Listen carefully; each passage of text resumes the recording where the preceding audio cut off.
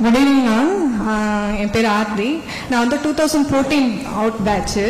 அப்போ காலேஜ் வந்து கோயம்புத்தூர் ராமகிருஷ்ணாவில் படித்தேன். அப்போத்துலேருந்தே வந்து ஜிப்மருக்காக தான் நான் வந்து ஃபுல்லாகவே ட்ரை பண்ணிட்டு இருந்தேன். அப்போ வந்து செல்ஃப் ஸ்டடி, எனக்குன்னு கைடன்ஸ் எதுவும் இல்லை, நானே தான் படித்தது.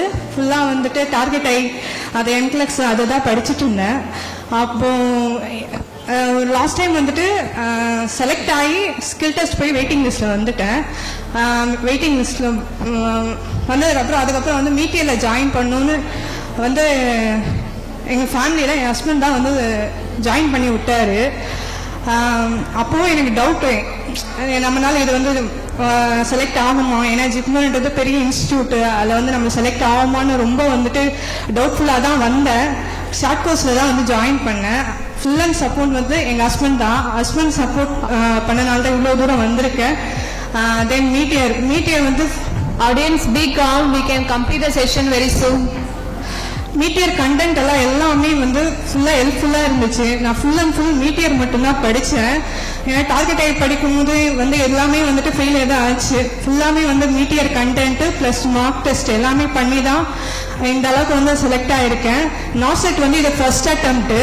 ஆனால் ஜிப்மர் தான் இது வரைக்குமே வந்து 10 அட்டம் பண்ணியிருக்கேன். அப்போ வந்து எல்லாமே ஃபெயிலியர் தான் ஆச்சு. ஆனால் இந்த டைம் ஜிப்மரும் வாங்கியிருக்கேன், 45 ரேங்க்கு.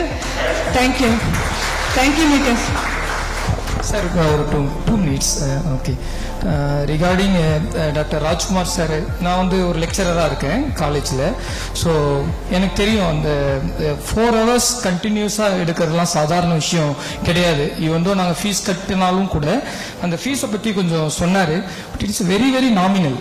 ஒரு ஃபஸ்ட்டு சேலரி நம்ம செலக்ட் ஆகி ஃபஸ்ட்டு சேலரி வாங்குறதுல 10% தான் அந்த ஃபீஸு. ஸோ அது வந்து எங்களுக்கெல்லாம் பெருசாக தெரியல. பட் உங்களுடைய ஹார்ட் ஒர்க்கு தான் எங்கள் ஒய்ஃப் வந்து இந்த இதில் செலக்ட் ஆகிறதுக்கு ஒரு முக்கியமாக காரணமாக இருந்திருக்கு. Very thank you sir.